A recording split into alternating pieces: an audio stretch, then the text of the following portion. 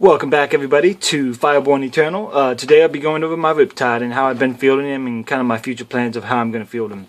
Firstly, it's my Farsight Enclaves list, so he has the Earthcast pilot array.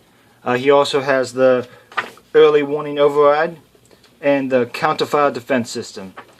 I definitely like the counterfire defense system, having the ballistic skill 2 compared to ballistic skill 1. Just gives you a little more consistency. And I generally use him to help defend my units. So to me, this is a kind of a more important piece of war gear, just because of he acts more of a bodyguard. He also runs with the Ion Accelerator and a Twin-Linked Fusion. That's something I plan on changing. I'm going to switch out the Ion Accelerator for a heavy burst cannon, and I'll kind of go into this a little bit more later on in the video. But yeah, the Ion Accelerator is definitely nice. I recommend this for generally most Tau armies. It's just the strength, 8 or strength 9 large blast, that's AP2, is definitely a good thing to have. Along with the Interceptor, it makes him able to, drop a template on a deep striking unit of Terminators or, some big nasty unit trying to deep strike in. It's great to have. Another thing I'd like to say is, this guy, I've run him as a bodyguard in my army. He's there to protect my other units, defend my other units, and if he has to, die for my other units. This thing definitely attracts a lot of firepower. People do not like Riptides. So having this guy in my army helps, minimize the fire my other units take. Yeah, he's great fire support, but to me, he's not part of my actual battle plan, like some of my other units are required for my army to function. This guy, it's nice to have his firepower, it's nice to have his support, but, he can die for the greater good. Now, something I'm going to be doing with the heavy burst cannon is I'm taking it more as a, to fulfill his role better. The cannon's nice, but if I'm not shooting in my turn, I'm losing the benefits of my marker lights, reducing my scatter, ignoring cover. So I'm trying to go into the heavy burst cannon. So with the Interceptor, it allows him to be more productive on the enemy's turn, because an overcharge reactor will still benefit, your weapon on the enemy's turn, so you can shoot that deep striking unit coming in, or even if someone's trying to charge you. That way, it makes him fully capable of actually doing some consistent damage compared to dropping out a template and wondering if it's going to hit the target. Well, you can't drop a template off in Overwatch, but with Interceptor you could. But it makes it more consistent. You're going to do something usually. With the Overwatch on a 5-up, he's going to do some damage. Especially with the Earthcast pilot array, reroll your ones. It definitely fulfills my role better. Like I said, he acts as a bodyguard, and he does very well with that. And I'm not sure if any of you Tau players have noticed, but I've made some slight modifications to this guy. Make him a little more unique compared to what you normally see on the battlefield for a Riptide. Most of it's pretty streamlined, kind of blends into the model, so it's not really apparent a lot of the changes I've done. I've added some stuff to the end of the gun to kind of change how it looks. Anybody who knows how Riptide looks, you can tell. There's some slight alterations.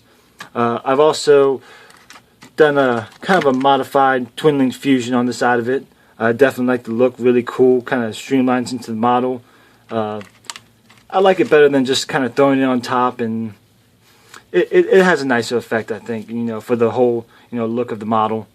I've also added some bits onto, the back of the sides of the, thrusters here.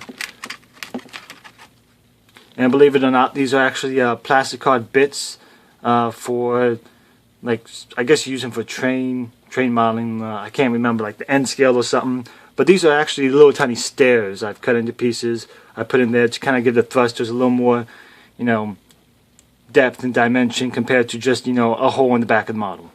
I've also added on a little bit of a, another little thruster array right back here. That one took me a little longer. I hadn't used green stuff in a while, so, green stuff with the same things I use for these thrusters up here. Took me a little while to model it, but, all in all, I definitely like the effect. He looks different than any other Riptides you see out there. I also added on these, kind of not quite fins, but something to the top of the model to just give it something extra. I wanted my model to look unique compared to any other Riptides people see. add on some cool flame designs on the shield he has, and put this cover plate on there. That way, it just looks more solid and like it can really take a nice hit.